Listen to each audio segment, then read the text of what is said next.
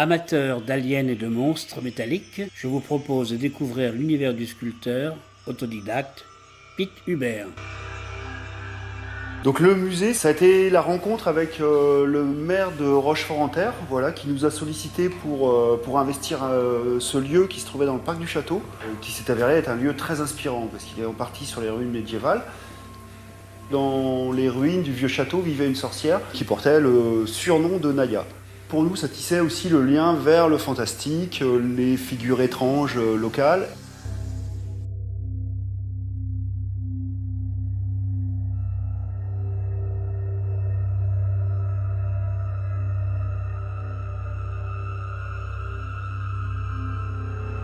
Le goût de la sculpture, je l'ai eu très jeune, et du dessin aussi. Le fait de dessiner m'a toujours aidé à me recanaliser. Pour moi, c'est un peu ma thérapie. J'ai l'impression que je serais peut-être devenu fou si j'avais pas cette création.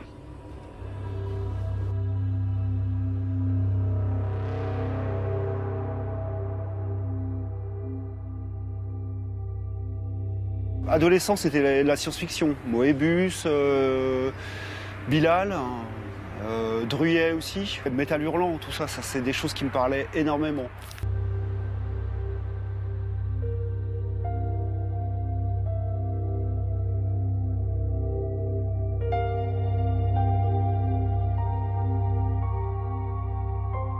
Donc ouais, j'ai eu un parcours pas très bon à l'école. Je me suis orienté vers un CAP dans le textile, en décorateur. Je me suis dit, moi ce qui m'intéresse, c'est la sculpture. Je serai sculpteur.